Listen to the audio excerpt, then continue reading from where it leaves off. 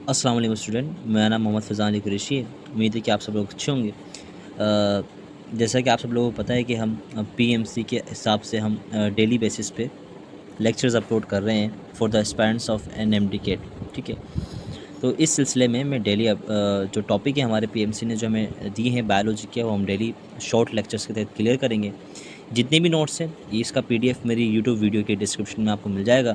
अगर आप मेरी वीडियो फेसबुक पर देख रहे हैं तो काइंडली आप मुझे फॉलो कर सकते हैं। ऊपर लिंक दिया हुआ होगा वीडियो के, तो आप उससे क्लिक कीजिए, आप मेरे चैनल पे आ जाएंगे। ठीक है, ये सारे जितने भी नोट्स हैं फेडरल बोर्ड से लिए गए, यानी कि फेडरल बोर्ड की जो बुक है हमारी बायोलॉजी की फर्स्ट ईयर की, उसमें से लिए गए।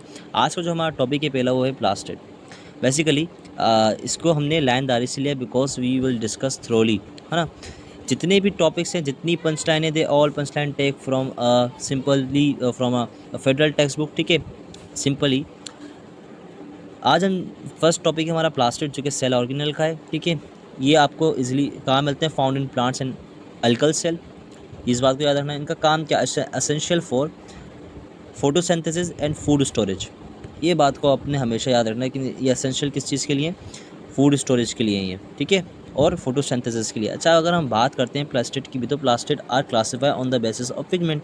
ये अपने कलर्स की बेसिस के ऊपर क्लासीफाई किए गए हैं। बेसिकली अगर हम आगे देखते हैं तो हमारे पास सबसे पहला प्रोटोप्लास्टिड से ही सारे ये ड्राइव हुए हैं। ये दो तो ड्राइव किससे हुए हैं? प्रोटोप्लास्टिड से।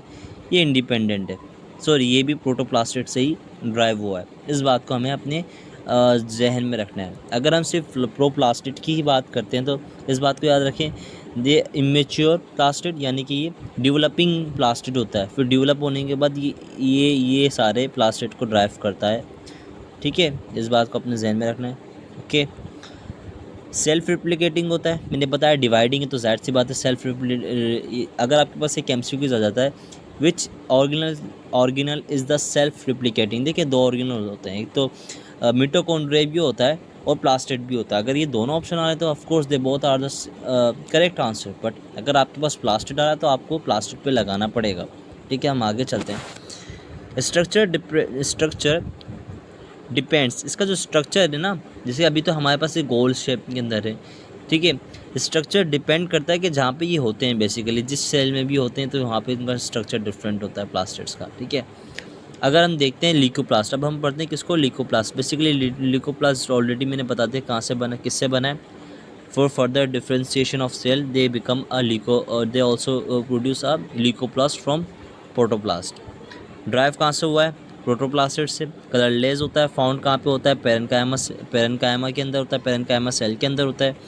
ठीक है, एक्ट क्या है, इसका काम क्या है? Basically act is storage organelle, लेकिन किस चीज़ की स्टोरेज करता है? देखिए, फर्दर ल्यूकोप्लास्ट फर्दर डिवाइड हुआ है किन चीज़ों के अंदर? आपके स्टोरेज मटेरियल के अंदर क्लासीफाई किया गया है फर्दर। किस हिसाब से क्लासीफाई किया है कि स्टोरेज मटेरियल क्या आता है further?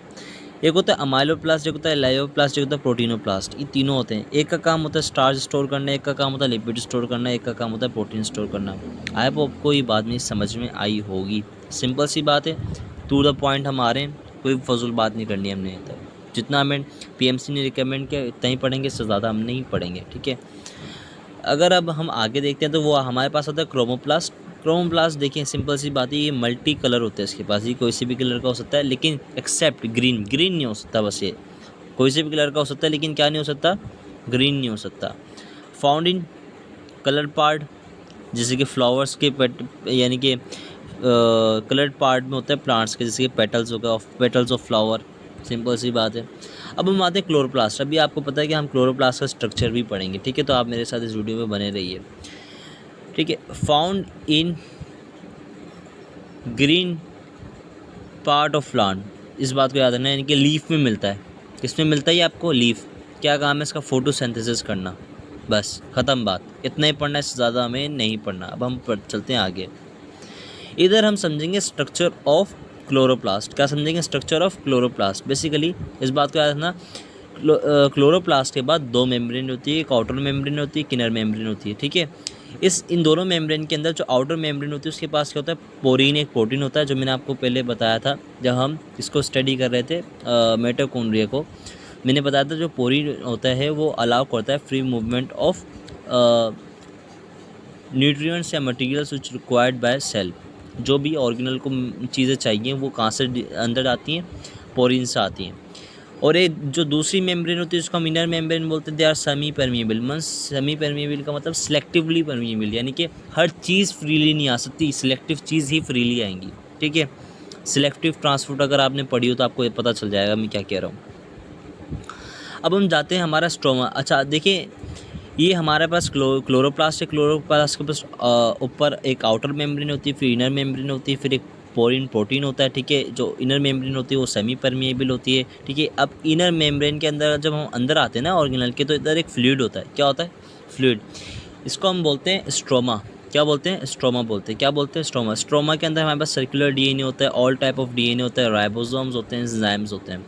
Enzymes for dark reaction, इस बात को याद रखना है। Enzymes for dark reaction is where is located in stroma also. ठीक है, इन स्ट्रोमा ओनली, ऑल्सो नहीं, बिकॉज जो डार्क रिएक्शन होता है वो आपका स्ट्रोमा में होता है, और जो लाइट रिएक्शन होता है वो आपका थाइलोकाइड में होता है। ठीक है, अब हम आते हैं इधर, हमारे पास जो स्टेक लाइक स्ट्रक्चर बना हुआ है इसको देखने के लिए। देखिए, इस ये होता है स्मॉल थाइलोकाइड जो मैंने रिप्रेजेंट किया है, और ये जो होता है ये होता है लार्ज थाइलोकाइड। क्या होता है? लार्ज थाइलोकाइड। ठीक है, इस पूरे पेग को अगर हम बोले तो उसको हम क्या बोलते हैं? ग्रेनम बोलते हैं। इस पूरे पेग को क्या बोलते हैं? ग्रेनम बोलते हैं। फर्दर स्मॉल थाइलोकाइड को अगर हम तोड़ के चेक करें क्या होता है, मेम्ब्रेन अगर हम बताएं किसकी, इसकी मेम्ब्रेन किसकी, स्मॉल थाइलोकाइड की। इस मेम्ब्रेन के अंदर हमारे पास होते हैं clusters of pigments, molecules of pigments हमारे पास होते हैं। क्या होते हैं? क्लस्टर्स ऑफ पिगमेंट होते हैं किसके अंदर? Membrane of small thylakoid. Simple सी बात है, इसको आपने याद रखना है। ठीक है, अगर हम चेक करें कि जो स्पेस है थाइलोकाइड के अंदर, जो स्पेस है किसके अंदर? थाइलोकाइड के अंदर। इस स्पेस के अंदर हमारे पास क्या होते हैं? इनको मैं बताता हूँ। मॉलिक्यूल्स अटैच्ड या और moving around it forms electron transport chain. क्या बनाते हैं? ईटीसी बनाते हैं। क्या बनाते हैं? ईटीसी, यानी कि इलेक्ट्रॉन ट्रांसपोर्ट चेन। एक इलेक्ट्रॉन ट्रांसपोर्ट चेन हमने किधर पढ़ी थी? क्या बोलते हैं? मिटोकॉन्ड्रिया के अंदर। अब एक इलेक्ट्रॉन ट्रांसपोर्ट चेन होती है हमारे पास किसके अंदर? क्लोरोप्लास्ट के अंदर। जो क्लोरोप्लास्ट के अंदर होती है दे और only in for the ATP production in plant. जो मिटोकॉन्ड्रिया वो तो आपको पता है कि वो ह्यूमंस के अंदर होता है, जो कि क्या करता है? रिप्रोडक्शन प्रोडक्शन करता है एटीपी की। किसकी करता है? एटीपी की प्रोडक्शन करता है ह्यूमंस के अंदर मिटोकॉन्ड्रिया, और प्लांट्स के अंदर कौन करता है? क्लोरोप्लास्ट करता है, इन द प्रेजेंस और ऑल्सो एब्सेंस ऑफ लाइट। ठीक है,